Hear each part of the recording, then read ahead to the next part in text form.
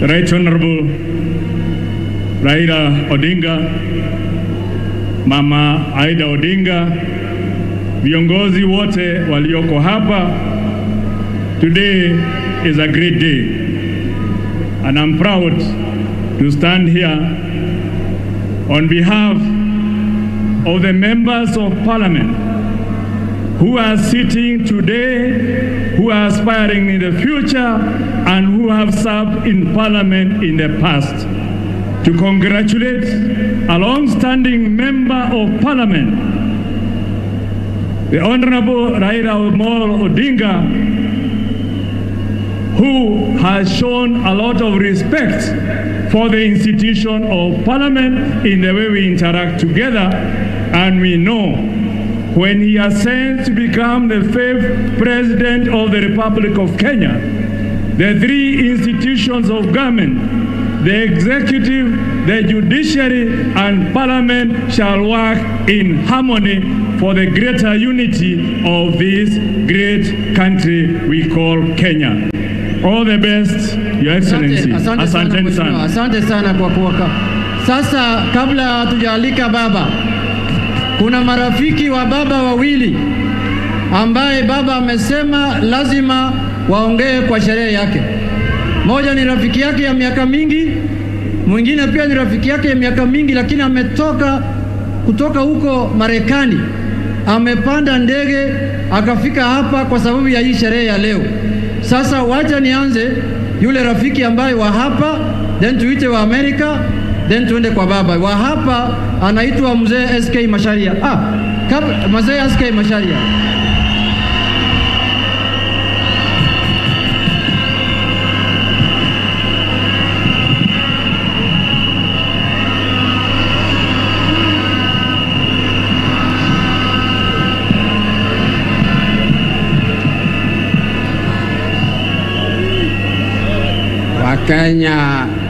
Wakenya hamjambo.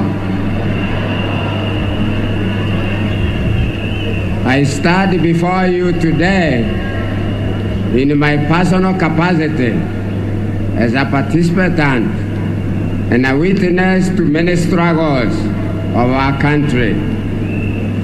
For many years now, I have taken the very courageous, honest, open, and public step of making a very clear separation between myself, SK Macharia, as a responsible citizen of this nation, and my businesses that include broadcast media companies.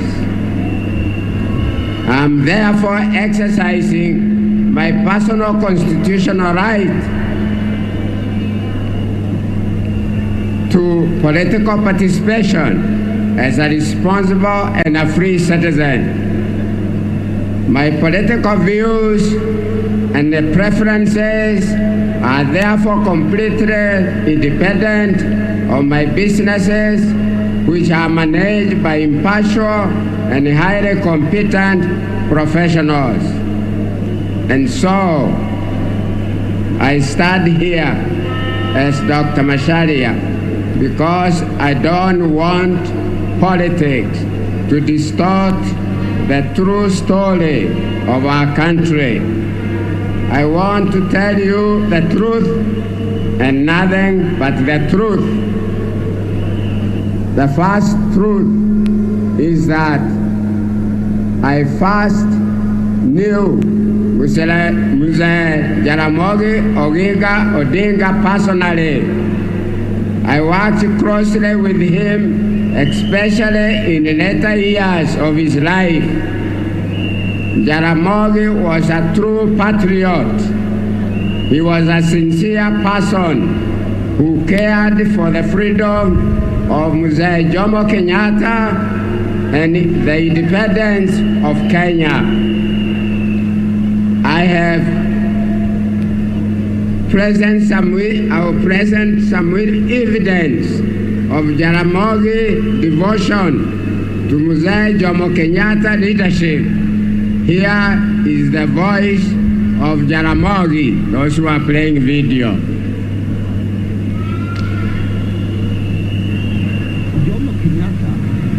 is the father of the African nationalism and the African national movement in this country. But surely you're all rather more advanced than he is in your thinking about politics. Wouldn't he embarrass you if he was really let go now?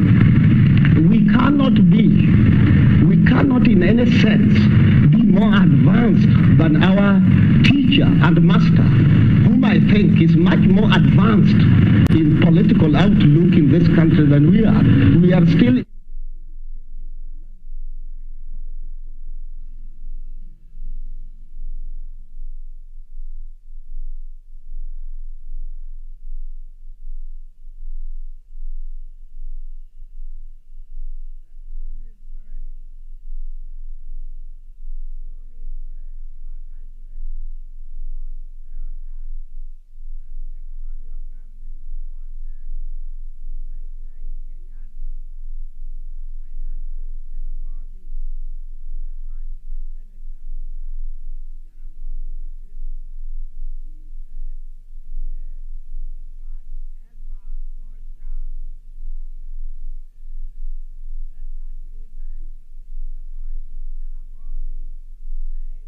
Nyata tosha. mimi nilikuwa kwa kupigania Kenyatta arudi kuongoza Kenya, na wazungu wengi walijitokeza, hata serikali ya Uingereza, kusema ati Odinga, kwa nini unapigania Kenyatta? Kwa nini wewe hapana chukua wewe mwenyewe sasa uongoze Kenya? Wewe pia iko sawa kuongoza. Mimi nasema la, bado kuchaguliwa kuwa kiongozi. Kenyatta ndiye anachaguliwa sasa. Kwa hiyo yeye yuko hapa karibu. Leta yeye aongoze Kenya. Mpaka waliletea Kenyatta, wakanipewa Kenyatta huko kiwanjani kwa kahawa. Mpaka sisi tukasindikisha Kenyatta huko nyumbani yake. Tena wengi walikuwa wanasema Kenyatta ni mnyonge, amekwisha, hapana weza kuendesha nchi. Na mimi nilimwambia Kenyatta ati wewe hapana kubali ati wewe ni mzee unawacha kazi. Sasa ndio wewe unatosha.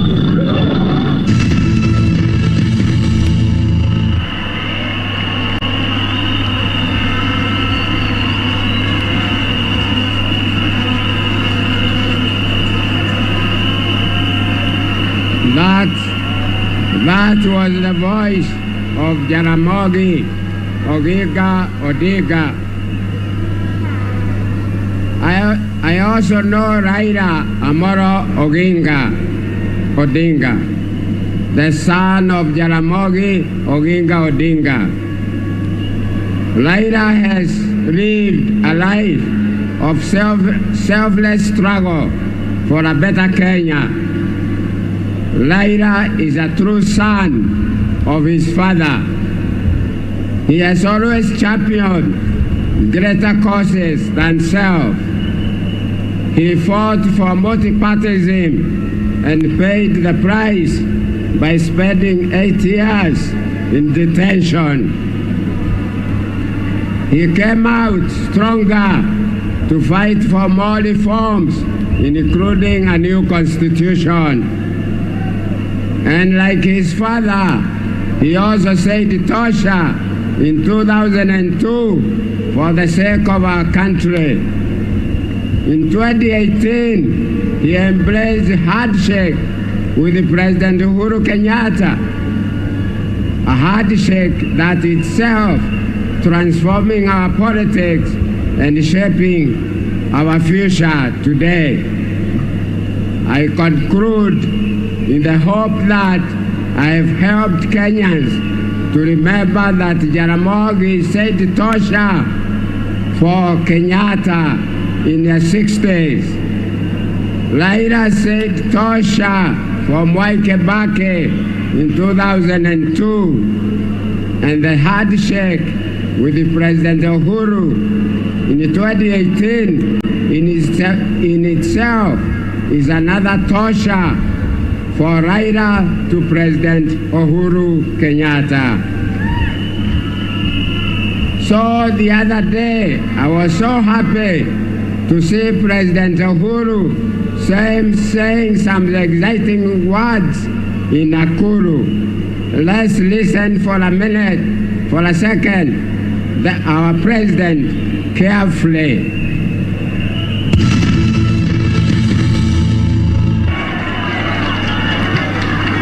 Uongozi uko hapa.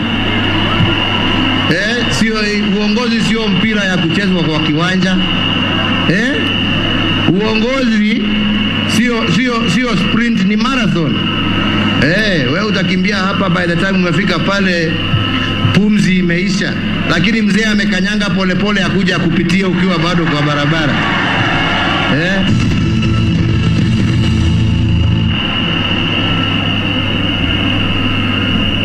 Asante, President Kenyatta.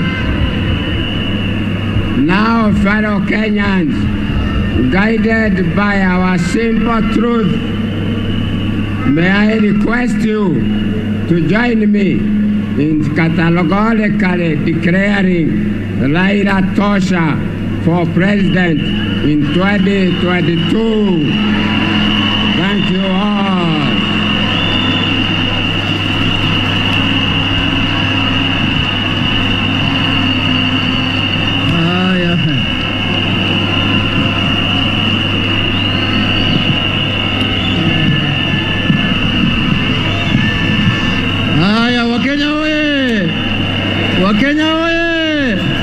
Wakenya oye! Kabla sijaalika mgeni ambaye ametoka Amerika ili yeye pia azungumuze, nataka kuita on behalf of Jubilee Party, nataka kuita Vice Chairman David Murathi asalimie nyinyi.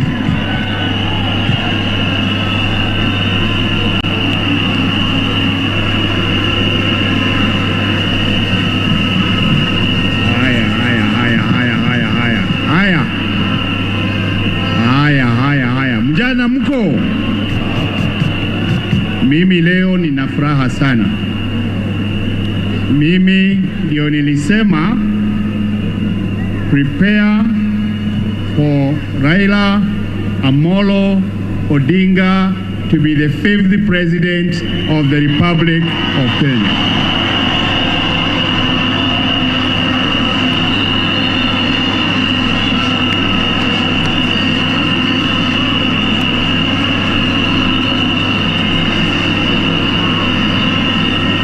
Imefika ama haijafika? Imefika haijafika? Hebu tuonyeshe kwa mikono na miguu. SK Macharia, mimi nakubaliana na wewe. Kila mtu amesema baba tosha. Nataka niwaambie sisi ambao mnatuona hapa, sisi ndio tulienda na porojo kubwa, na Bwana Kimemi alisema tuliingia kwa mlima na uongo na propaganda mbaya kwa baba. Sasa sisi ndio tutarudi huko kuambia ukweli na ku-unlock hiyo uongo tulipea. La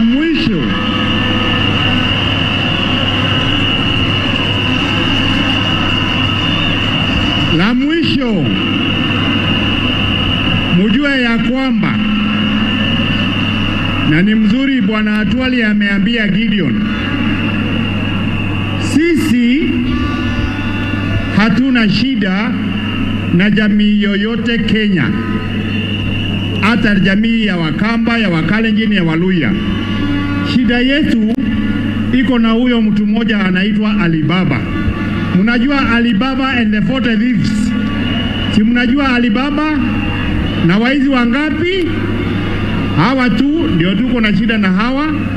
Sisi tumeamua hakuna mambo ingine, kama sio sasa ni sasa hivi. Na Jacom, these young people, they want change. They want change that they can believe in.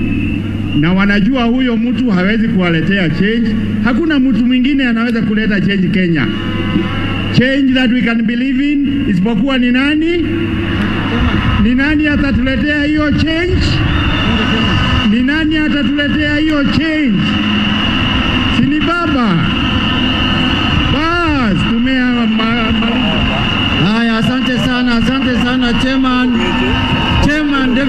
Asante. Chairman David. Wakenya we. Sasa nataka tukaribishe mgeni wa baba ambaye amesafiri kutoka Marekani mpaka hapa ili akuja ahudhurie sherehe ya baba. Nataka mkaribishe Profesa Makau Mutua. Mpigie makofi Profesa Makau Mutua aje aongee na sisi. Profesa, karibu sana. Yeye anajua Kiingereza sana, hata anaweza ongea Kiingereza akitaka. Kiswahili sio lazima. Wakenya hamjambo. Hamjambo Wakenya wenzangu. I have come here as both a personal friend and a political soulmate of His Excellency Raila Amolo Odinga. And I've come here to remind you that today is December 10th, 2021. And we are here to open a new chapter in our country's history. And so I've come also as a witness to history. When we want to go forward as a country, we must look at where we have come from. Okay, and when I look at where we've come from, I can see that we have had some problems in this country that we have been unable to conquer those problems. The three enemies of ignorance, of poverty, and of disease. I want to tell you that there is no more important office in this republic than the office of the president of this country. And so therefore, we must be very careful about the character of the person that we entrust with that office. We must think not with our hearts, we must think with our heads. And we must look at the histories of the candidates who are presenting themselves for the office of the president of this country. When I look at those histories of the people who are presenting themselves, I can tell you, as a scholar of democracy and human rights, that there is no competition. It is not even close. If this was a football match, it will be over in the first 50 minutes. If you look at the history of the man that we call Gwambo, that is sitting behind me, just look at his history. He is the living longest serving political detainee. And what you want to ask yourself is why he went to detention. Okay, he was detained because he sacrificed his youth to fight for this country.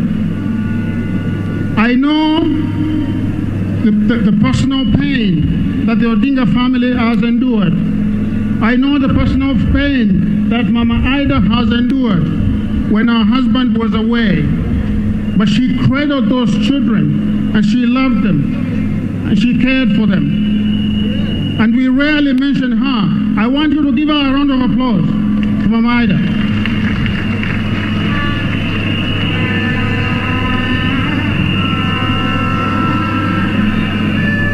But many people who fight for freedom in their youth tend to become conservative in their old age. Mr. Odinga is different. Mr. Odinga has continued to sharpen his tools to become more progressive. He believes in servant leadership. He listens, he consults, and then he moves forward.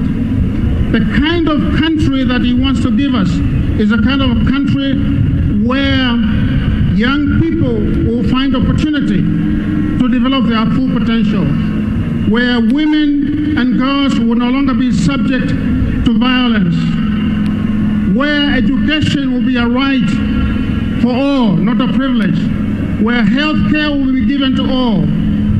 Mr. Odinga will create in this country what I have called a human rights state, a welfare state, the kind of country that cradles you, embraces you, and allows you to develop your full potential. And so today, I just want to say that there are some people who are trying to compete with him. But let me tell you something. Mr. Odinga plays in the Champions League. He plays in the Champions League. And there's no candidate that I know of who can play with him in that league. And so I want you, if you are sitting down, please, I want you to stand up and repeat after me. Please stand up and repeat after me. By the power vested in me, by the people of the Republic of Kenya, I here today pledge to work hard,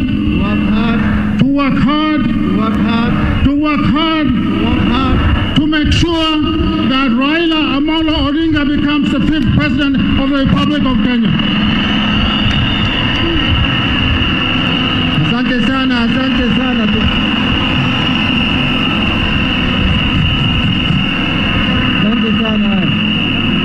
Haya, tunaweza tuketi.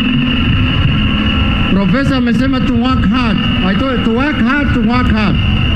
Haya. Nataka kutambua hapa deputy governors ambaye wako hapa wote mmetambulika. Nataka kutambua governor wa Kiambu, Governor James Nyoro tena. Nataka kutambua chair lady wa maendeleo ya wanawake Kenya nzima. Mama simama juu. Nataka kutambua Mheshimiwa Fred Gumo yuko hapa. Niko hapa na Tony Gashoka na maeneo mkono juu. Asanteni sana kwa kuja. Sasa bana mdomo bagi tuendelee mbele. Naomba kwa kifupi sana msanii mwenye tajriba kubwa Anastasia Mukabwa atatupa nyimbo kama kiashirio cha kumkaribisha Bi Daktari Aida Odinga.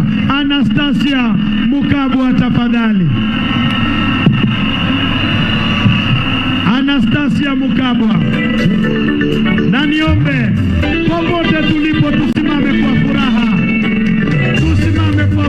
Wanaokudharau siku moja watakusalimia kwa heshima.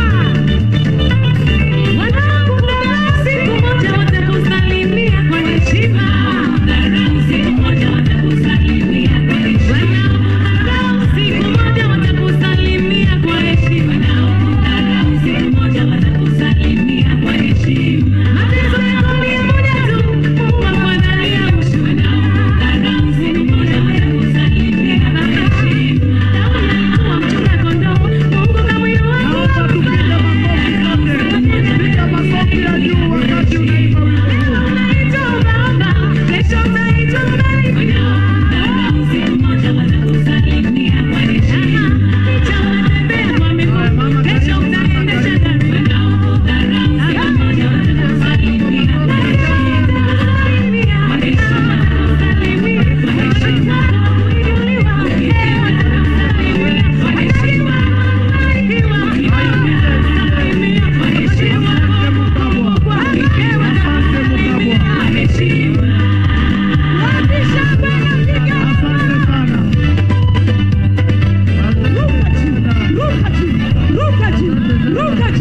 Ruka juu. Ikibamba sana wapi nuru ya Yesu.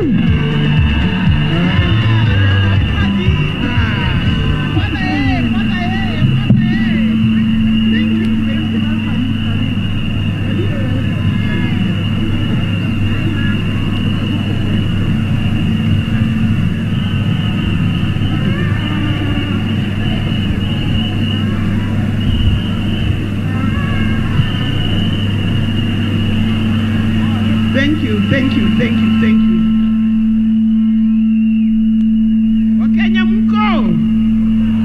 Wakenya mko. Vijana mko. Wamama mko. Asante sana.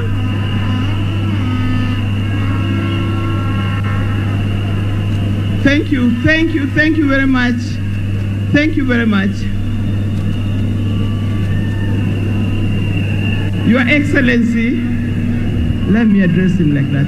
Your Excellency, the Right Honorable Raila Amolo Odinga, this is the first time I'm addressing him like that. You'll excuse me. All the leaders who are here, all friends and wananchi ambayo wamefika hapa siku ya leo, na wale ambaye wanatuangalia kwa runinga, nimewasalimia nyinyi wote kwa jina la Mungu, jina la Yesu Kristo. Hamjambo. Hamjambo. God is good and all the times. Yes, God is good and that is his nature. Today, I feel highly honored and pleased to stand before you. To stand before you. Just bring one message today. I'm talking on behalf, of course, my own behalf, also talking on behalf of their family, the Odinga family. And the Odinga family who are here, please just stand because I want to recognize you.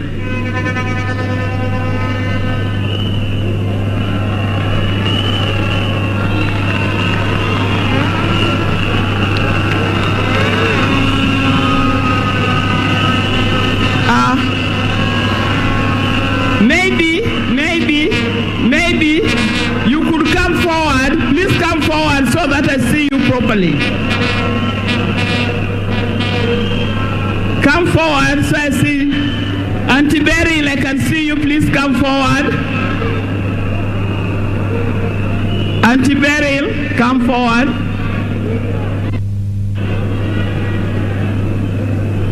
Yes, I just want to quickly introduce member of the Odinga family. Some of them are very familiar faces that probably requires no introduction. With my elder brother-in-law, Dr. Uburoginga, Daktari.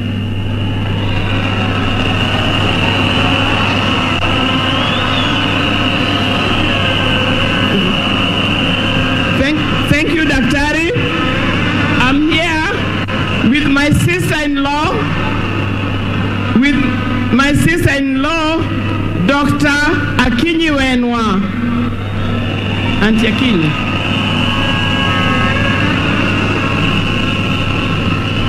I'm also here with my other sister-in-law, Nyakamami, Adhia Mheshimiwa Ruth Odinga.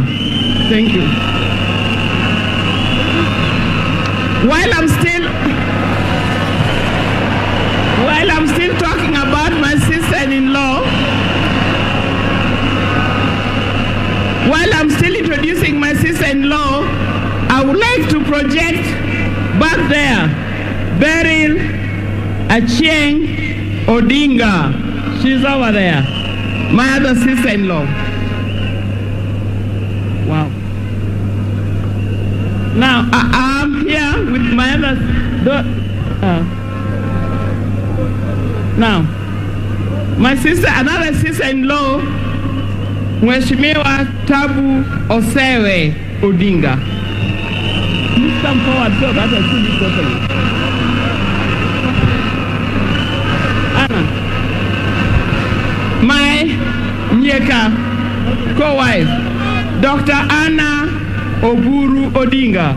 Thank you, Daktari. Oh, I'm also here with my sister. Honorable Clarice Oyo. Thank you. Wow. Woo. The family is big. I'm here with another sister of mine, my younger sister, Eunice Connie Sigei. She's from Bomet, but she's my sister. Very good. Hey, come. Jack is my nephew. Jack, come on. Jack Oburu, my nephew and his lovely wife. Thank you very much, Jack and his wife. Elijah Oburu and his lovely wife, Nyamasai. Thank you, the two of you. And hey, come, Papa. My two nephews who are also happen to be Ghanaians. Yes. There is Sankara Busia and Papa Busia. The two are Ghanaians. Thank you very much. Hey, come and see you. Cheesy. Of course. And my niece, Cheesy.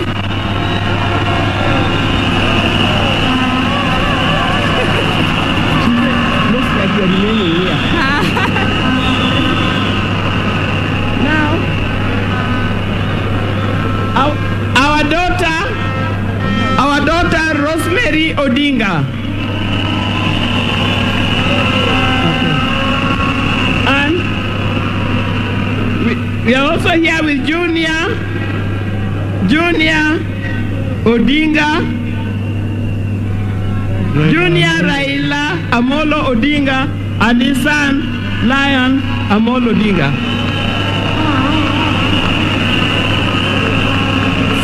Standing over there on top of the car is none other than the famous Winnie Mandela Odinga. There she is. So, thank you. So, what I'm going to say is actually on behalf of all the Odingas that you've seen here. It's also on behalf of the family. It is not every day that I get opportunity to talk to such a big crowd of people who love us. It is not every day that I come to talk about what I'm just about to talk about. Today, in the family, in the life of the family, and the life of Kenyans, and the life of many, many friends and relatives, those who are here and those who are not here, I know there's only one thing that you want me to say, and I'll say it today. I'm going to say just something small about Honorable Raila Amolo Odinga. As a good friend, and as my dear husband, somebody I've known for many years, I know what he's capable of doing. And one thing, the passion that he's had for the many years, that's been over 40 years, is the love for this nation.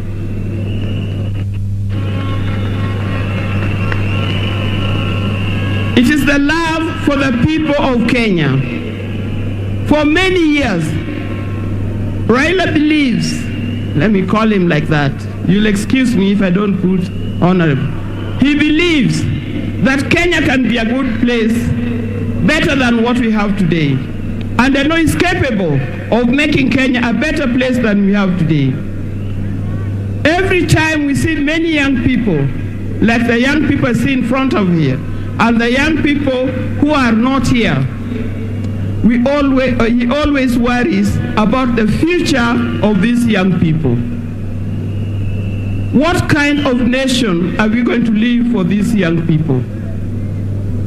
These young people need education, and when you talk of education, quality education that will propel them to become responsible citizens of this nation. These young people requires medical care,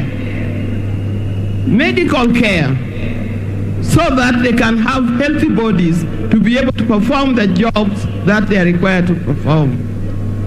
These young people, most of them need meaningful jobs, and the meaningful jobs can only occur if we perfect and resurrect our industries, our farming activities, our tourism, our mining, and many other activities that have gone down. It pains me when I see most of the time, we depend on things that are imported that can actually be produced in this country. I fail to understand sometimes, what can we do so that we don't import eggs as if chicken in Kenya stopped laying eggs?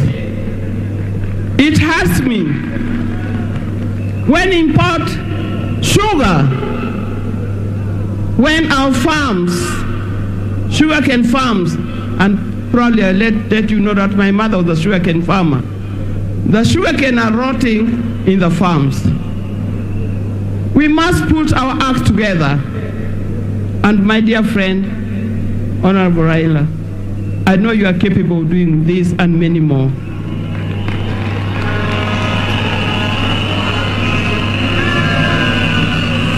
So today,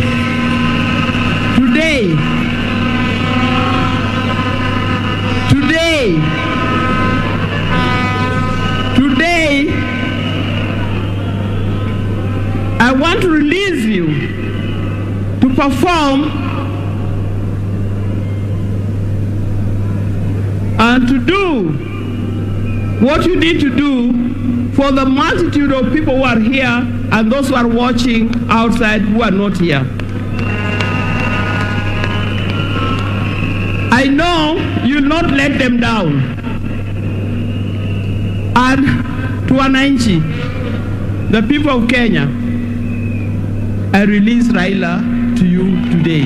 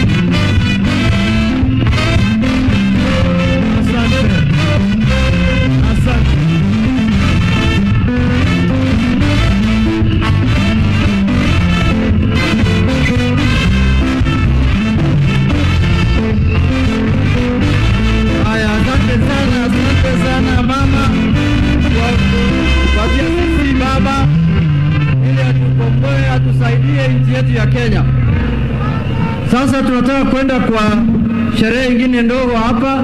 Kabla hiyo tuko hapa na Mheshimiwa Mwathi, tuko hapa na Mheshimiwa Maoke Maore, Masi Kakuya, Ruth Mwaniki na Mheshimiwa Mpuri Apuri, party leader wa Nompeo na East African Parliament. Tuko hapa na PS Unkuli na PS Richard Lisiampe, Senator Okongo Omogeni Senior Counsel. Sasa nataka tupate video ya baba kwa dakika 3. Baada hiyo tukue na speaker wa Kenya wa zamani Mheshimiwa Ole Kaparo. Weka hiyo video ya baba ya documentary.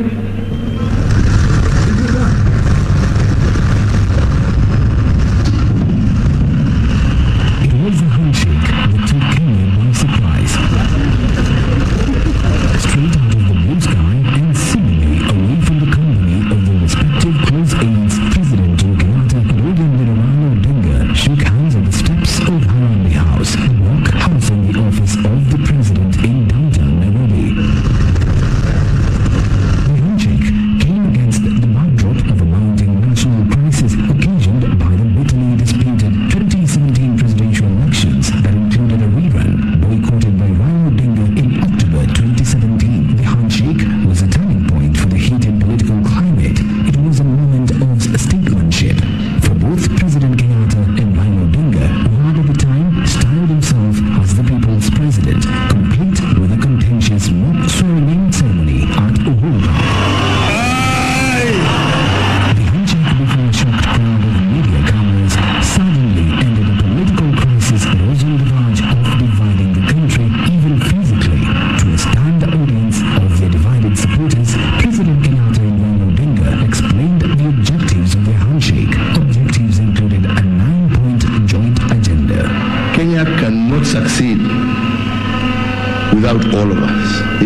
all of us.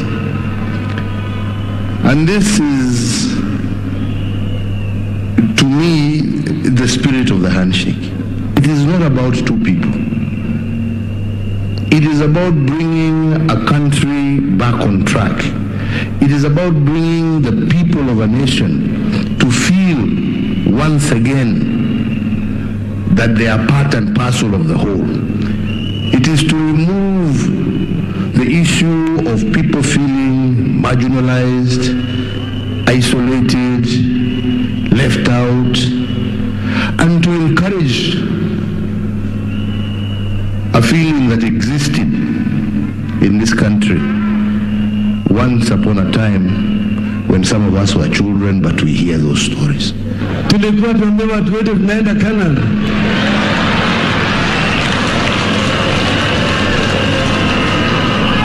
Lakini tulipofika kwa mto Jordan tukapata mamba pale.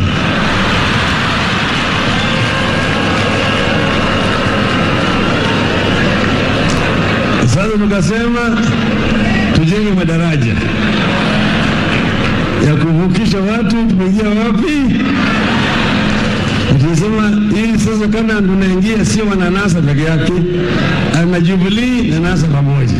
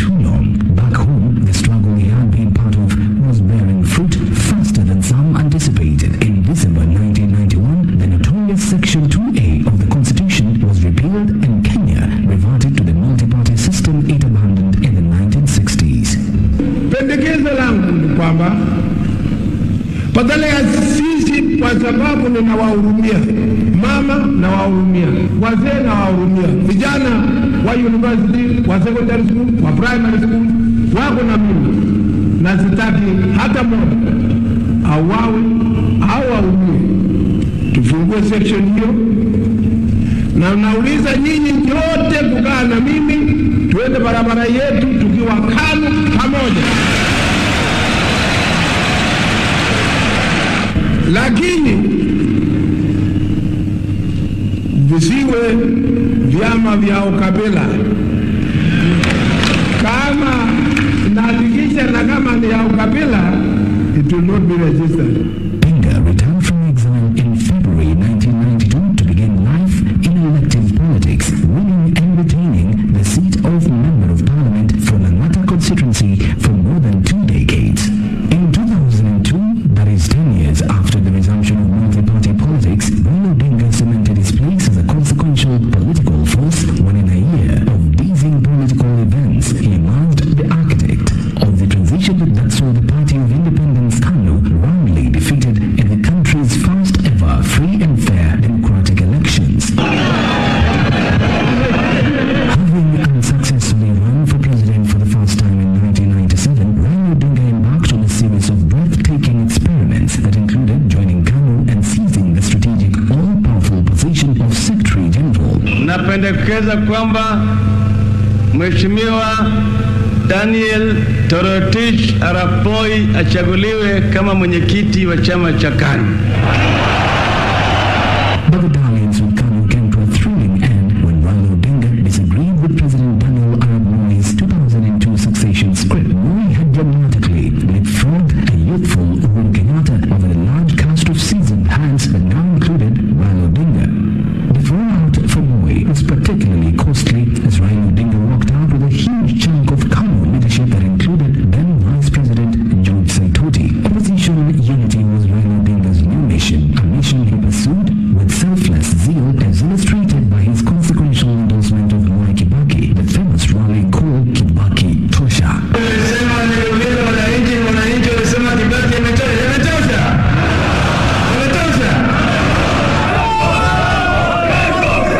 The formation of the National Rainbow Coalition NARC and the endorsement of Mwai Kibaki proved the political masterstroke. KANU and Moi were outfoxed, and Raila Odinga's energetic campaigns across the country constituted the final rightful party whose assured defeat was just an election away.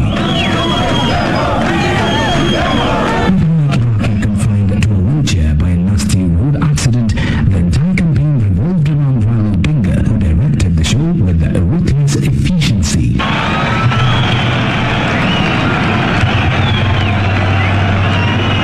Kibaki and NARC won resoundingly, and Raila Odinga sat in cabinet as roads and infrastructure minister. Having been elected on the promise of reforms and a new constitution, NARC embarked on the process, albeit with increasing reluctance among conservatives in government that felt reforms were no longer necessary after the removal of Moi and KANU from power, but Raila Odinga pressed on. And the Bonus of Kenya process of reviewing the constitution finally began. With conservatives shifting the game to the content of the proposed constitution, Raila Odinga formally drew the line and successfully opposed what he termed a mutilated version of the constitution NARC had promised Kenyans. In 2005, Raila Odinga resoundingly won the no vote against the proposed constitution. Against the back of that victory, the Orange Democratic Movement, ODM, a party styled from the symbol of the no vote, was born, and retaining the voting patterns of the 2005 referendum, and with Raila Odinga as presidential candidate, ODM was assured of its supporters in the 2007 election. Wajia hapo, tutaendelea hapo mbele. Sasa tunaenda kwa sherehe ya mwisho, lakini kabla hiyo nataka Peter Kenneth asimame juu atambuliwe, atukupatie nafasi. Mheshimiwa Peter Kenneth yuko hapa, Senator Amos wako yuko hapa, na Women Rep ya Nairobi Madam Pasaris, Esther Pasaris. Sasa nataka kualika former Speaker of the Kenyan National Assembly, Mheshimiwa Francis Ole Kaparo. Mheshimiwa, karibu.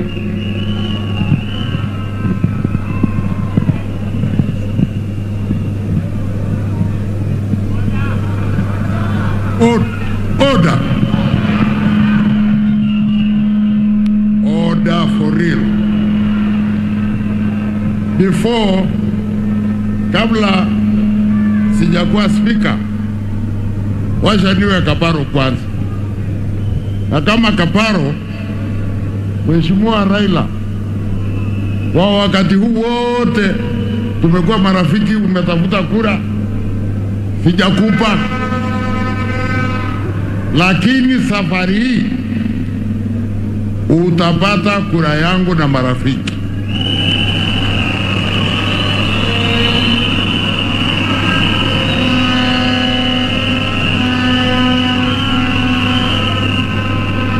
Na najua siko peke yangu.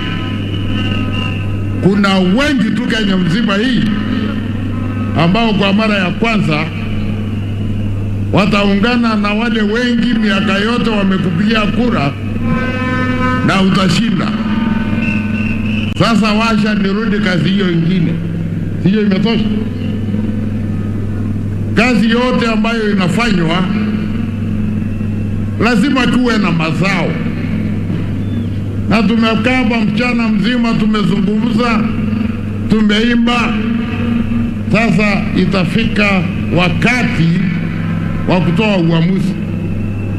Lakini nataka kufanya hakikisho hii. Mkutano huu ni wa Kenya, sio ya ODM. Hiyo pengine itakuweko baadaye. Kuna ODM wako hapa, vyama vingine wako. Hii ndio azimio la umoja, ili wengine wasije wakafanya makosa ya kwamba ile resolution tumepitisha hapa hata ni ODM. Hapana, hii ni azimio la umoja. Tumefahamiana. Sasa na kuna bwana aliyeleta mjadala, atakuja kuwasomea mjadala huo, tutachangia kidogo, alafu tutaweka kwa kura ya umma.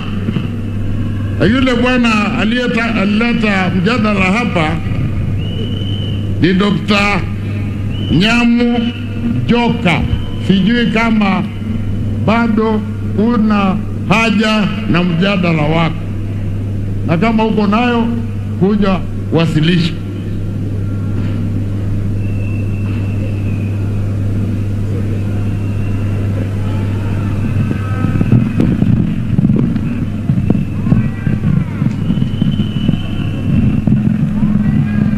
No, it's okay. I'm addressing Your Excellency. No, excuse me. Your Excellency, the Right Honorable Prime Minister, you will remember that in the early 1960s, your father traveled through Nyanza, and every time he attended a meeting, he would say, Hiny Owacho. The people are saying, I am here, Your Excellency, Right Honorable Prime Minister, as the voice of the people.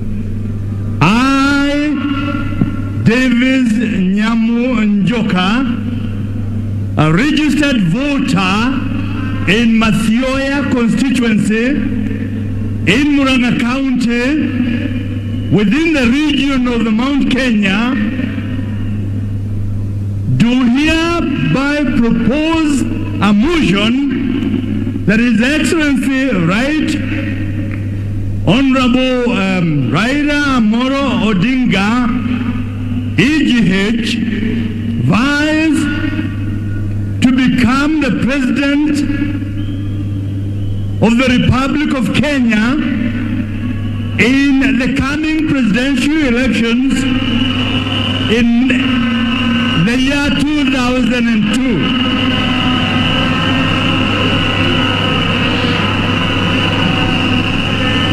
The reason why I am making this proposal is because we as Kenyans believe that we are safe in your hands as the President of the Republic of Kenya, because you are a young and patriotic Kenyan who carry our hopes for the safe or for a safe and equitable society in the Republic of Kenya. I move this motion.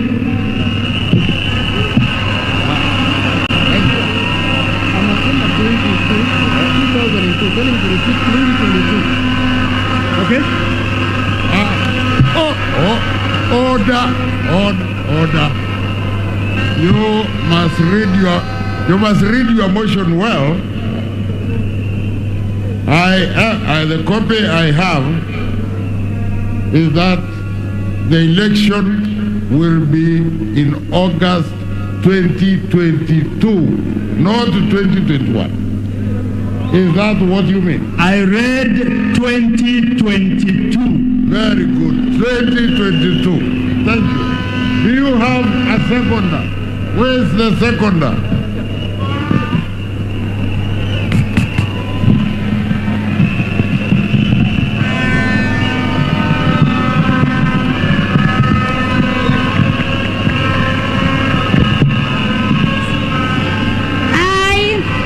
Honorable Mishi Juma Mboko, who is a voter in Likoni constituency, Shikadabu Ward, from the coastal region.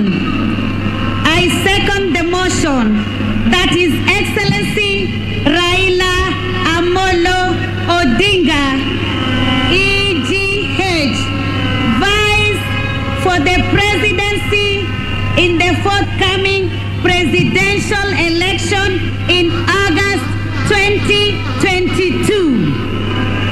I am confident that Baba Raila Amolo Odinga has what it takes to transform the economy while embracing digitalization, creating employment, and ensuring inclusivity.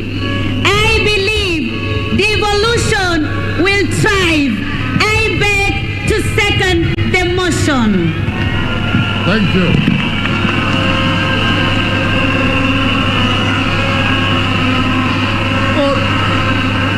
Order now. Order.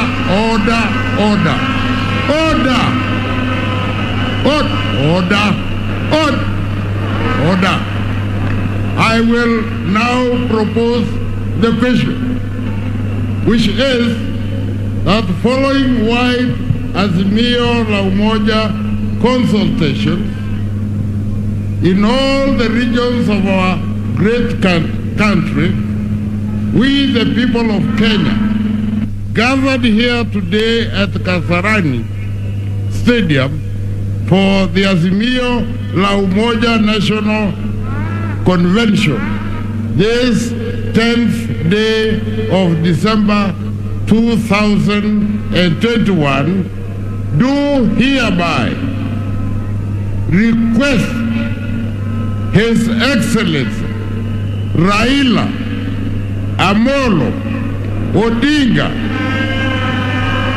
EGH, order,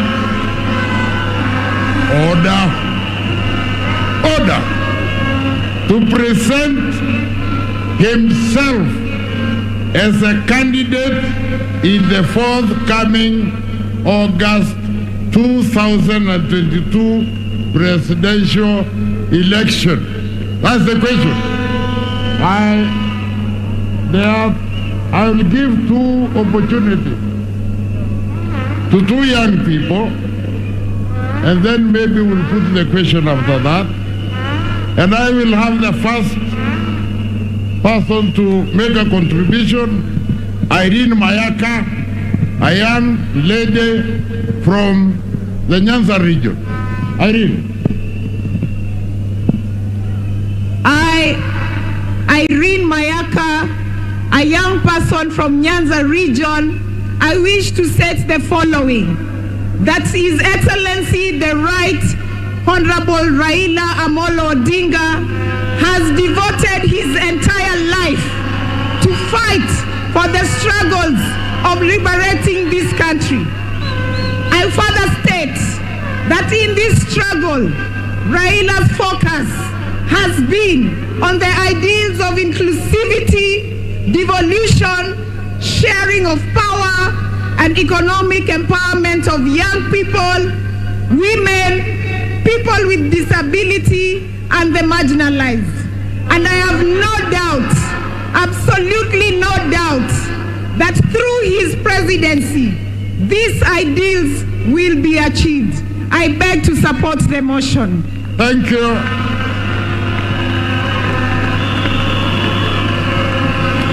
I think I will give the last intervention to another young person from the western side of our country, Mr. Moffat Mandela. I, Moffat Mandela, from the Western Kenya, a youth from Western Kenya, wish to state the following: that this country needs a statesman at the helm of political leadership. His Excellency Raila Amolo Odinga has always put this country first, that he has always put this country before his personal and political interests. His Excellency Raila Amolo Odinga has always had a big heart that is forgiving everyone that has always wronged him. His Excellency Raila Amolo Odinga is a man of great humility, and it is these qualities that we need in a leader that will take this country forward. It is in this background that I want to support. Thank you.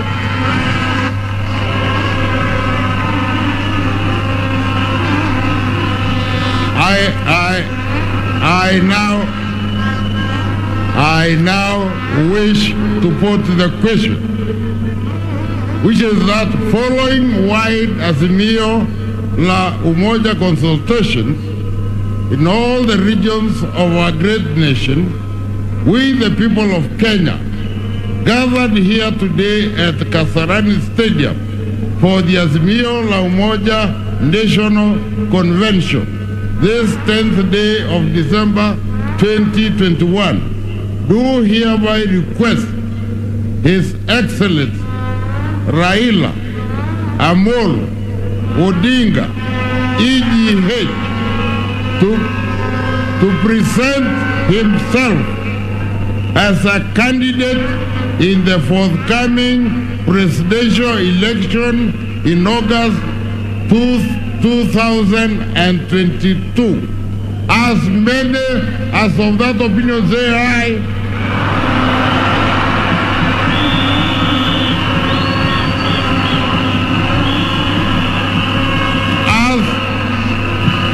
As many order. As many as a contra opinion say no, the ayes have it.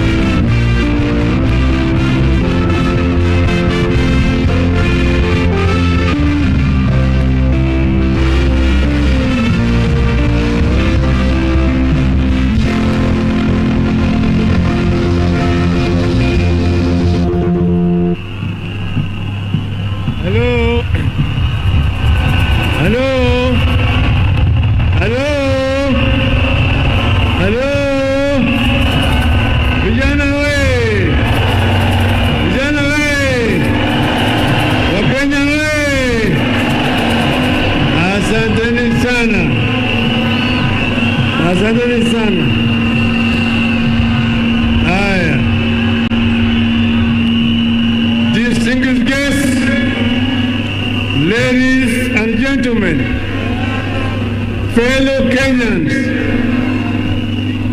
I am very delighted and I stand before you here today, a proud son of Kenya, a liberation fighter and a servant of the people for the last 50 years. Today, I boldly declare that I'm neither repentant nor regretful of my own experience in the fight for a liberated Kenya. I bear my physical and psychological scars with pride. And this is because my country was worth it then and is worth it now. I bear scars of liberation with pride and embrace the blood, sweat and tears they cost me. By the way, the tears from the torture chambers are still running, as you can tell from the handkerchief that never leaves my hand. For years, I was not allowed to speak with other inmates. In fact, for 60 straight years, I did not sleep on a bed. For months on end, I was either held incommunicado, in solitary confinement, or handcuffed and in transit to the next prison or detention camp. A relative died, including my beloved mother and my own brother, and I never got the chance to say goodbye. I would not wish this to torment upon anyone, not even my worst enemy.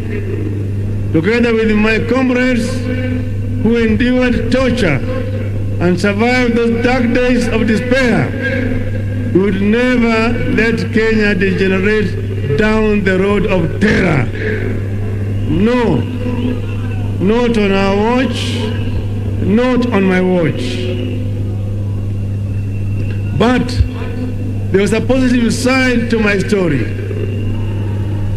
It's about a friend, a lando of legendary beauty, with brave heart of Luanda Magere. And this is the woman who stood by me when I was shunned by many. This is the wife of my youth, love of my life, and partner to death, Mama Aida Betty Nyawira Odinga.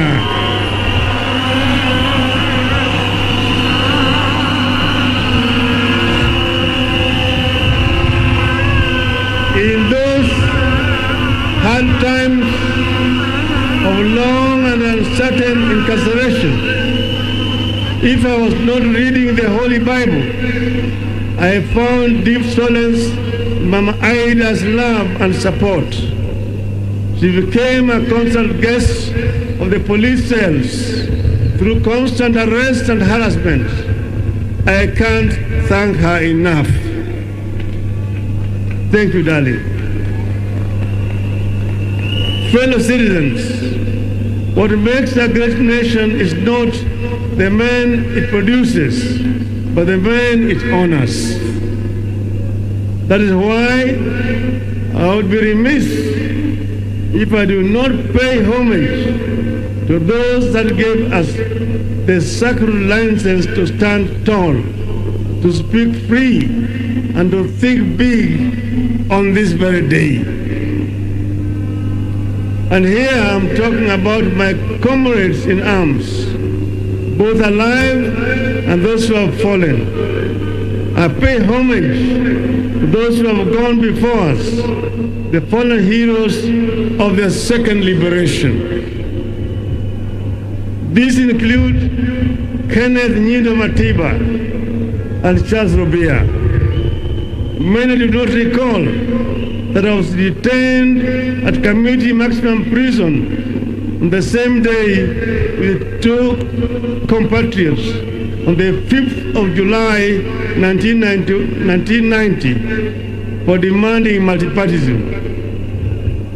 Other fallen compatriots include George Anyona, Jean Maria Sirone, Martin Shikuku, Mukaru Nganga, Okioko Mbaka, and Wangari Maathai.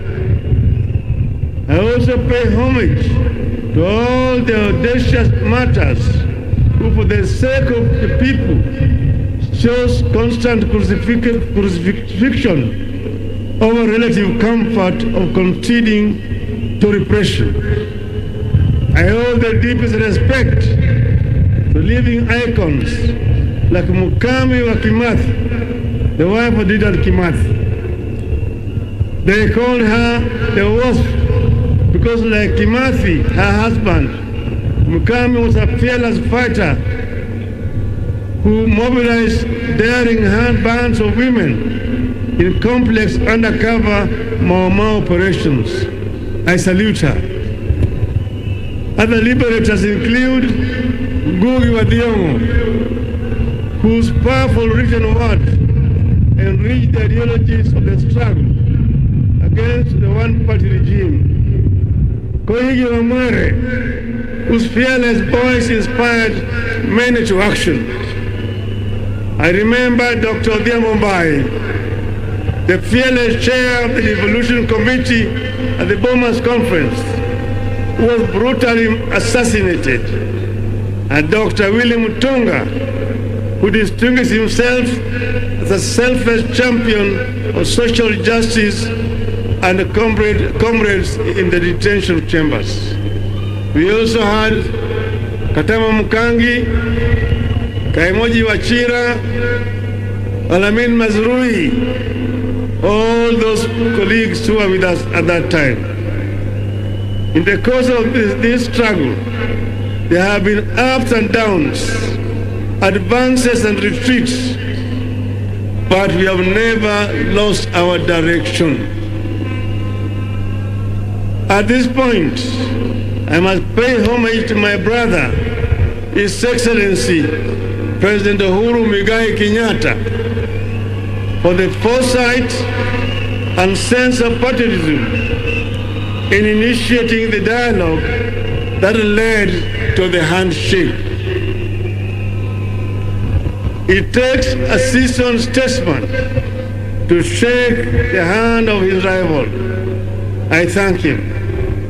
In the course of our discussions, we agreed that Kenya is greater than the two of us.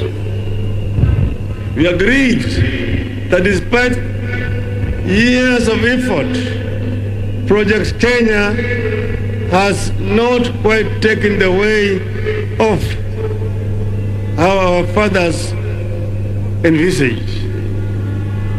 Where our founders envisaged unity, we have been held back by divisions, tribe against tribe, region against region, men against women, leader against leader.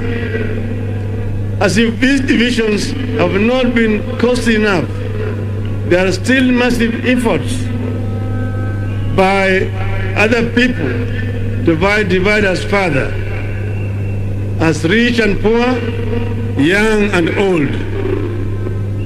We agreed that where our fathers dreamed of plenty within our borders, poverty has taken deep roots in our land. We agreed that we must deal a deadly blow to corruption before it brings down our country. We resolved to work together to unite our people in order to realize the Kenyan dream as coined by our founding fathers. Justice is our shield and defender. May we dwell in unity, peace and liberty, plenty be found within our borders. That is the foundation of the Azimio la Umoja. I must add here that with this reconciliation, I ask for nothing, and I will never ask for anything except the opportunity to serve.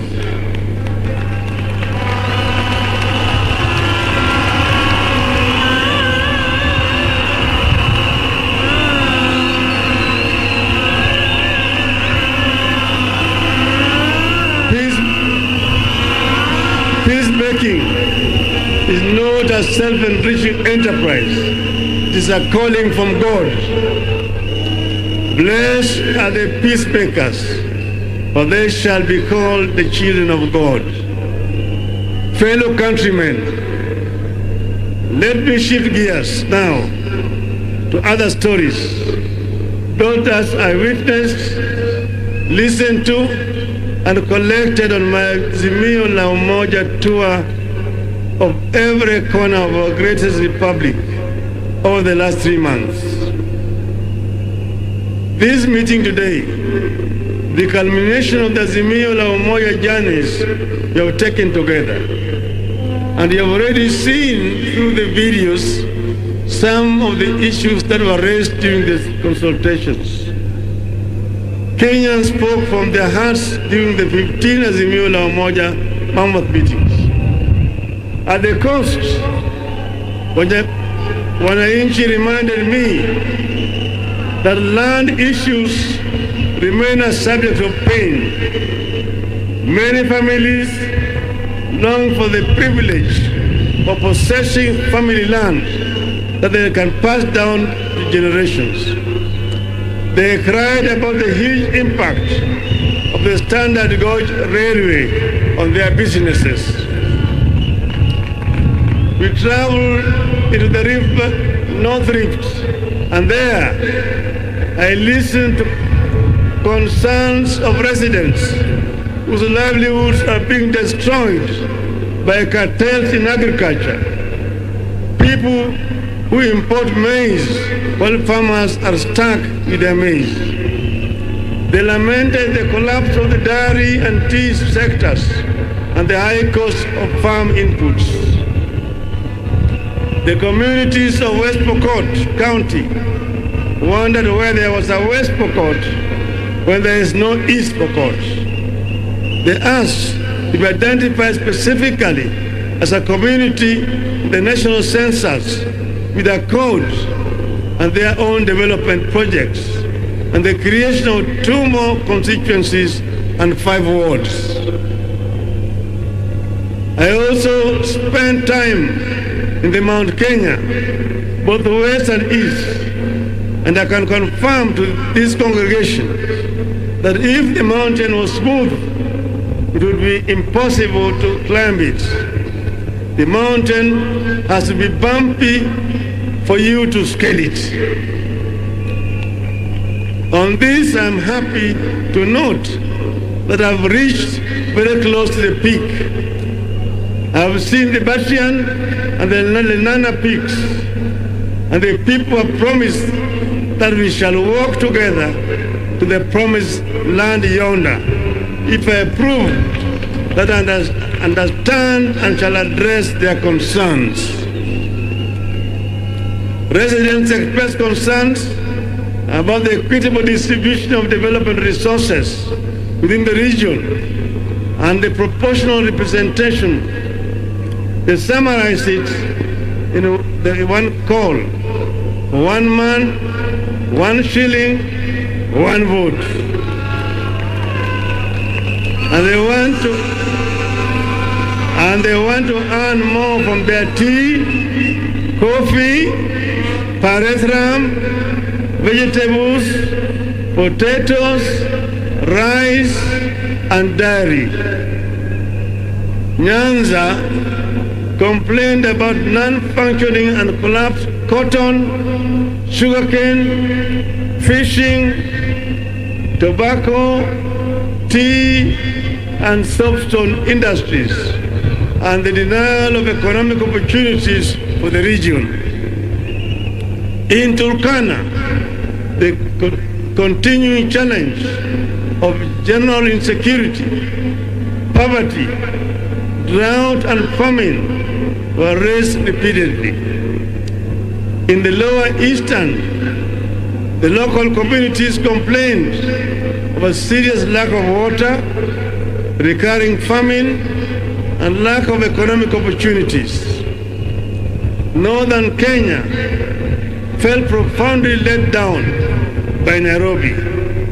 Their children are being denied identity cards by their own country. Education is collapsing due to insecurity, and livestock sector is severely threatened by drought and disease.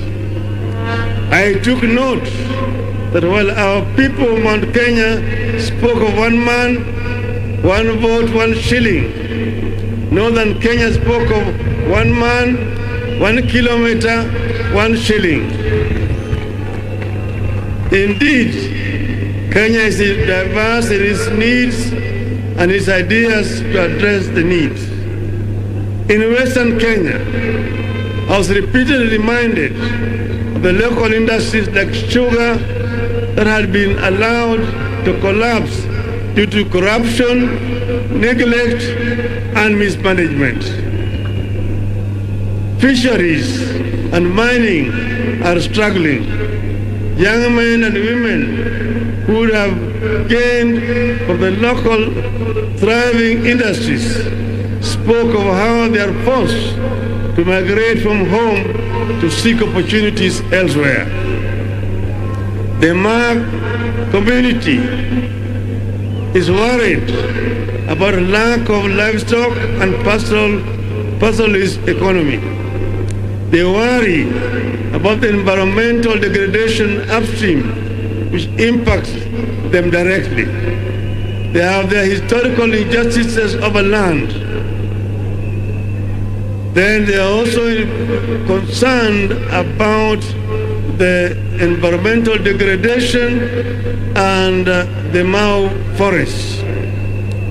These are just some of the concerns that I noted, internalized, and I took them on as a personal mission. Listen to our people made me look back over the last 5 decades. It became crystal clear that while much has been achieved, much remains to be done. I stand here deeply concerned, indeed horrified, at how our peers at independence left us far behind. Nations like South Korea, Malaysia, and Singapore, with whom we were at the same level of development in 1964, have largely vanquished us, and they have vanquished the extreme poverty. Today, they manage the diseases like COVID as effectively as all other functioning countries. Their education systems have dealt a deadly blow to the ignorance and put them in the Premier League of the 4th Industrial Revolution. You have to change tact. We have to catch up. Fellow Kenyans, following the listening hours and to address the concerns that have emerged, we came up with a 10-point people's program as follows. Point number 1,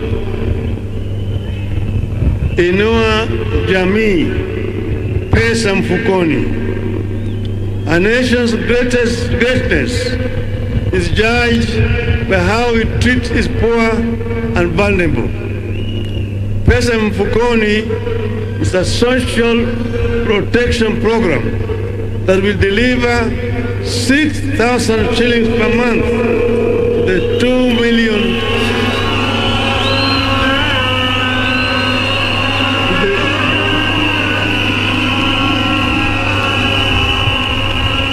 2 million of the country's most needy families. How much is that? And I want to emphasize, it is not 100 handout, but an investment. That is interesting. And a foundation for a new transformational value chain that will also trigger massive economic activity and create thousands of localized small-scale businesses and enterprises across the country. This will lead to millions of jobs and the eventual development of a thriving middle class. The resulting middle class and small and medium enterprises will be a robust market for larger, more national corporations. Point number 2, Baba Care. Each of us has experienced the all-consuming strain that accompanies the ill health of a family member. We will ensure that each and every Kenyan has a social insurance, a health insurance plan. Those who cannot pay, the government will pay for them, so that no Kenyan should die or suffer or lack because of lack of money. Point number 3, kazi kwa wote. This is about securing the welfare of the people by generating avenues for productivity through job creation programs, for investing in the critical Juakali sector and other macroeconomic stimulation schemes. Point number 4, uchumi kwa kina mama. This will focus on the true multipliers of the wealth in our community, our women. The program will unlock access to financing for women-led businesses and provide support for women and other enabling factors such as access to assets for production, land tenure, and proportional representation in all government levels. Point number 5, hashtag inawezekana. We know that our youth are closer to the future than we are, but they are exploited as cannon fodder for bad politics. Now more than ever, we need to invest in preparing our youth for that future. The program will equip our youth with the mindset, skills, funds, and technology to enable them innovate at par and even surpass their global counterparts. Point number 6, waste not a single child. Education is non-negotiable. This program will be an aggressive scheme to ensure that all, not some of our children, get rightful access to quality education. Point number 7, for Northern Kenya. Sorry.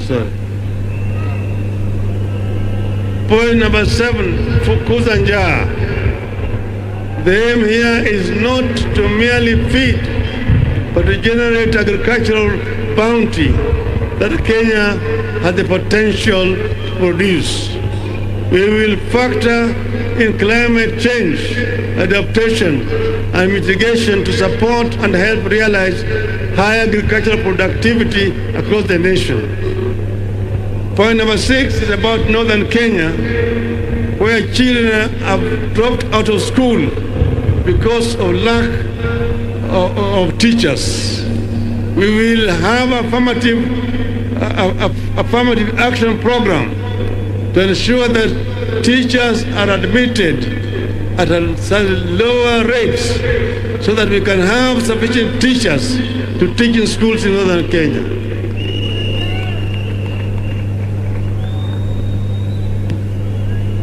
Point number 9, one county, one product.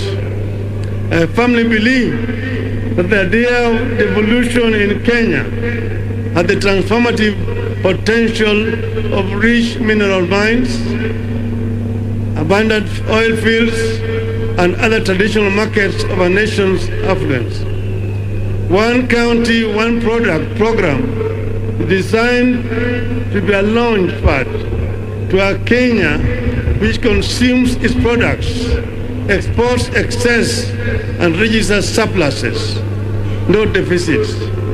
The national government will support materially and technically towards an ultimate vision where the 47 counties will begin industrializing at unstoppable rates. The 10th pillar of my vision has to do with the principles of administrative continuity. By continuity, I mean building and improving on the gains that have been made by the administrations that came before. Africa suffers a retrogressive mindset of starting afresh instead of advancing existing accomplishments. When one administration sets up something, the next knocks it down. This makes many countries in the continent stuck in a constant state of ignition, never making it to acceleration and takeoff. Kenya must not be a start-stop nation. This is a waste of time and resources and should not be entrenched in Kenyan political culture. For example, President Kenyatta's Linda Mama program could not have worked without the construction of health facilities and upgrading of transport networks that we undertook during the Grand Coalition government. The plan for a rapid bus transit system could not have been operationalized without the construction of the Thika and Mbagathi roads. The plan for the Lamu port dates back to 1972 when President Mwai Kibaki was finance minister. It took almost 50 years for it to be launched by Kibaki as president in 2012 as he was leaving office. President Uhuru Kenyatta took it up in 2013, ran with it, and has implemented it. Lamu project is one whose ultimate vision I see clearly. Ignore it squanders opportunity. By another 50 years, to have a world-class transshipment hub that will reap exceptional economic benefits for our country. My manifesto will bear a crystallized description of the 10-point People's Program, delving into workings and plans that will actualize it for the people. These are just but highlight of new programs that we shall roll out to respond to needs expressed at Azimio Umoja events. Very soon, ladies and gentlemen, I will unveil a detailed manifesto addressing the critical concerns like corruption, public debt, industrialization, ICT and digital economy, promotion and protection of businesses, and particularly protection of private property. Our business community deserves protection and they will get it. Fellow citizens, at the top of our national government, where leadership is exercised to the maximum in governing and changing our nation, is the presidency. The president makes a difference in the life of this nation.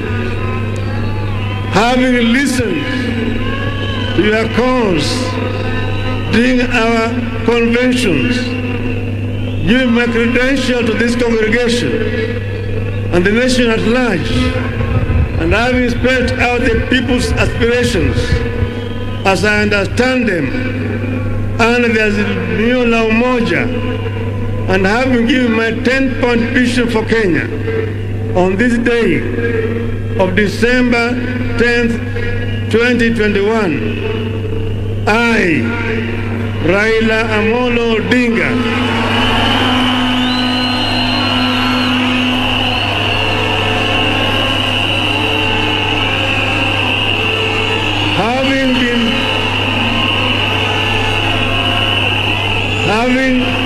Having been faithful and committed to building a national, democratic and progressive Kenya in our lifetime, having worked for many patriotic Kenyans to achieve this goal, I do hereby accept to present myself as a presidential candidate at the presidential elections on the 9th of August 2022, following the request and unanimous decision by Azimio Umoja.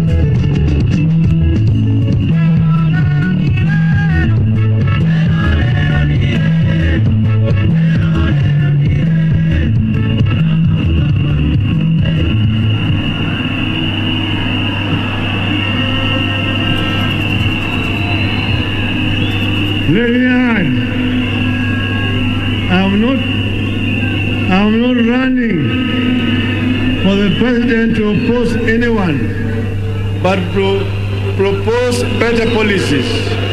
I'm in this race to build one indivisible nation. I'm not at war with any personalities. I'm at war with ideologies that will lead this nation in the wrong direction.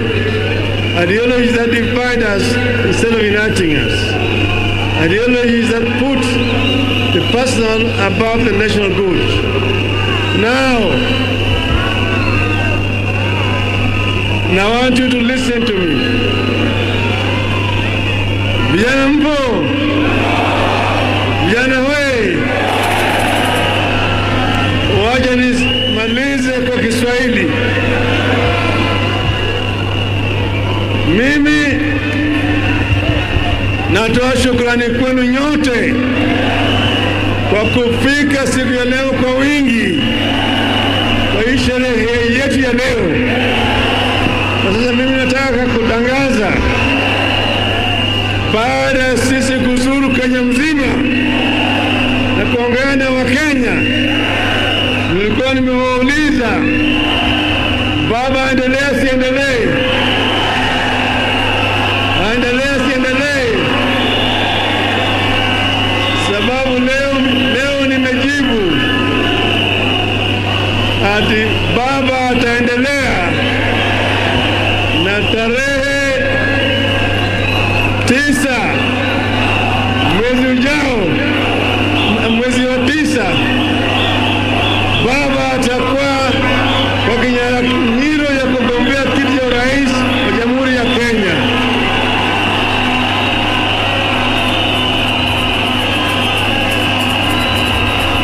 Vijana wewe,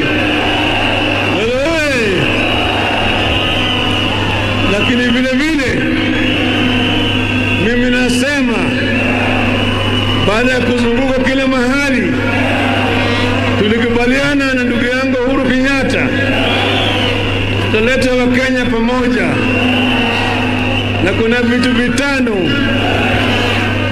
Moja inaitwa utu,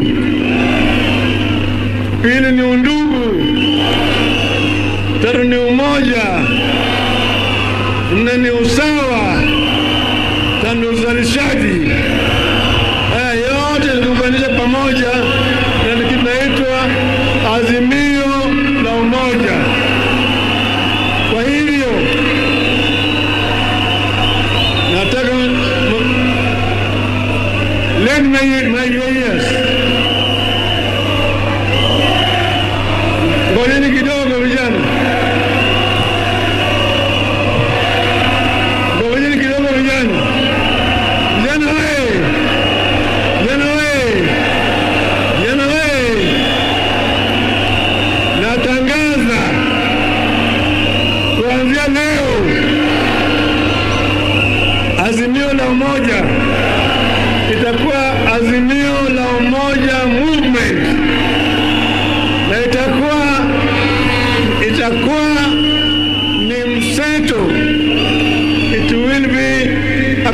organization, Azimio la Umoja Movement.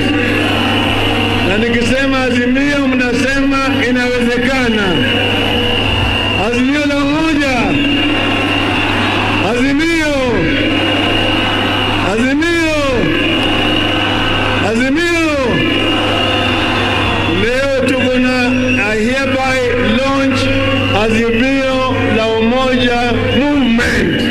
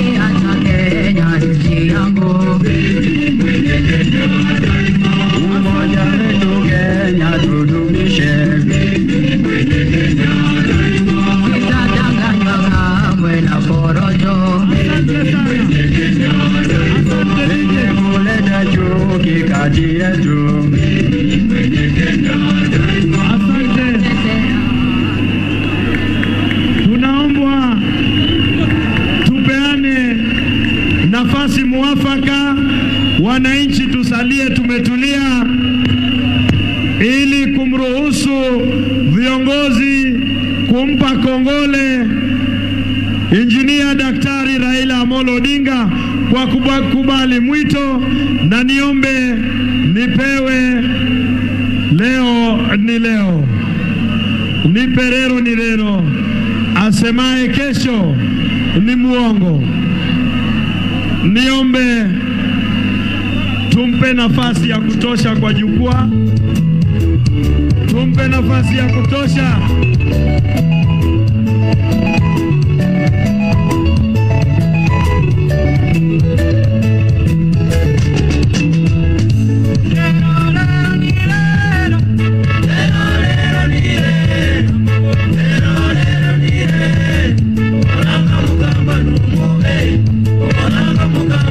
Tuimbe kwa pamoja, tukisherehekea leo ni leo, asemaye kesho ni muongo.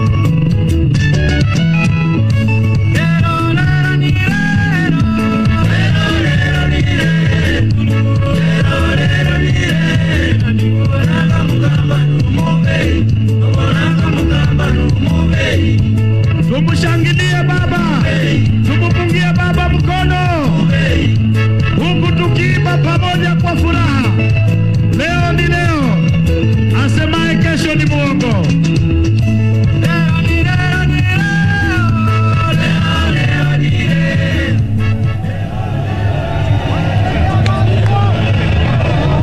Na mtazamaji, kama unavyoona ni mkutano wa ODM Azimio la Umoja ambao umeweza kufika tamati saa chache zilizopita. Ni wafuasi sasa wa ODM wanaondoka baada ya kiongozi wa chama cha ODM Raila Odinga kufanya ama kutoa hotuba yake ambayo ilikuwa imesubiriwa kwa hamu na gamu na wengi ambao walikuwa wamejitokeza anga kufuatilia mkutano huu wa Azimio la Umoja. Katika hotuba yake Raila Odinga ameweza kudhihirisha wazi kwamba kweli ni rasmi kwamba atawania urais katika uchaguzi ambao utaandaliwa mwaka ujao na atakuwa anawania kiti cha urais. Kwa hivyo basi ni rasmi kwamba Raila Odinga anawania kiti cha urais katika uchaguzi wa mwaka 2022.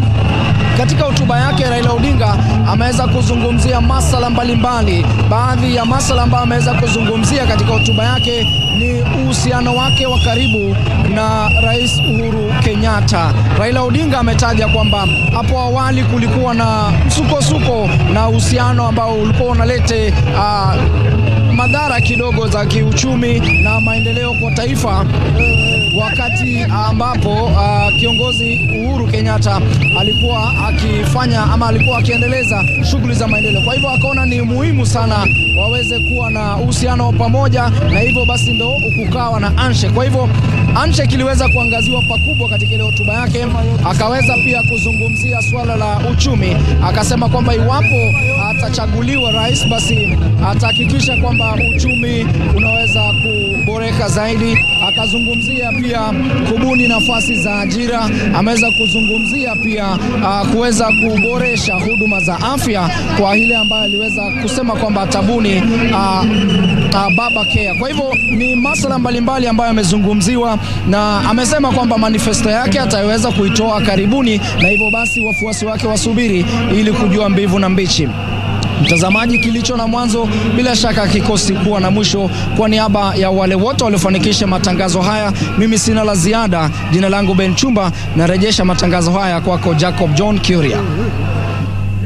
Teremuka kwanza ndio DJ aweke muziki. Chumba ukiwa katika uga wa Kasarani ambako kiongozi wa ODM Raila Odinga ametangaza rasmi kwamba atakuwa kwenye kinyang'anyiro cha urais mwaka ujao. Quite an important and significant announcement made by Raila Odinga today. O'Brien Kimani would say the cat has been let out of a bag. But really, yeah, this was an open secret that Raila Odinga was going to announce that he's running for president. And a few significant things here, personal friends of Raila Odinga leading the charge in terms of endorsing him.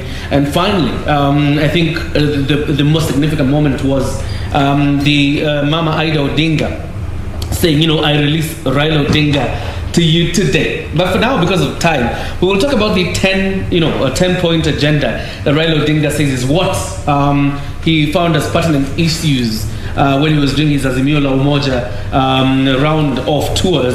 Although he has promised to release a detailed manifesto detailing about the war on corruption, as well as issues of public debt, digitization, and protection of private property. Let's talk about the 10-point agenda. I'm still in studio with Professor George Wajakoya and Wakili Ken Amondi. Both of them are lawyers, by the way. But Professor Wajakoya, the 10-point agenda. There are a few things really that you would say are landmark. Inua Jamii, this Kazi kwa Wote, Baba Care initiative. Generally, how did you feel? Does Raila Odinga, in the sense, is he well sized of the issues that needs to be addressed in the next election? For sure, I was very shocked when I heard of him talking of 6,000 shillings to Kenyans. Having practiced law in the UK, EU, and also the United States, and having been very familiar with welfareism in the state, the issue of welfareism was started by the former Prime Minister in the UK in 1964, and the reason why that was started was to take care of the elderly. elderly who had retired and had actually saved their monies within the public equity system, in that money could be returned to them. Accountability was the process that made the UK Parliament to pass that kind of legislation into welfareism, given the fact that the labor movement was then in government. But when the Prime Minister or Raila Odinga comes up and he says that every Kenyan will get 6,000, that is actually returning this country to the gutters. Even Singapore. He talks about the 2 million poor households that he will be giving 6,000. Yes, I was coming to that. That is actually taking the country back to the gutters, and that's the language we don't want to hear in modern day Kenya today. If you look at Singapore and Malaysia, those kind of welfareism programs are pegged on what you pay, what you earn and what you pay to the system, which will be reducted for you to be paid in terms of welfareism after you go on retirement. But however, there is also the mean tests applied to those who have to receive social benefit. So instead of coming that way and I should have said, of course, they started with a prayer, told lies throughout and ended with a prayer. That is the philosophy, the phenomenon that has been created elsewhere. You cannot lie to Kenyans today that you are going to give them 6,000 without telling them where you're going to get that money from. That is a very absurd. He should not have gone that direction. And whoever is handling Raila in terms of advising him on economic development, that one he has failed in tautology. The issue of reducing Kenya into a poverty-oriented state whereby everybody will come up and say, the government is going to give me handouts, it's mandatory, the law has been passed, I need 6,000. Instead of empowering people, gearing people's mindset into entrepreneurship, how do I develop myself? How do I if I get this 6,000, what do I do? How do I pay it back? If there is tax rebate, fair enough. If the government will pay off the interest, fair enough. But a free welfare, that is absurd. All right. Wakili, listening to Raila Odinga this evening, as he was faced of the issues that are going to form debate in next year's general election. I think, for one, the declaration by Raila Odinga met the standards that are ordinarily set for such declarations, particularly in presidential systems. The core parameter being the United States of America, where the candidate, of course, went throughout the country, then managed to collect views from citizens in terms of what is it that actually ails them. It is from that the candidate then developed what are a raft of what can be called the core points, the 10 points that will then form, the core of his manifesto, and therefore shall be transformed into policies in the event that he takes over power. So that to that extent, I think that was a plus. And to the key of, and to the points themselves, I think I can mention around 4. I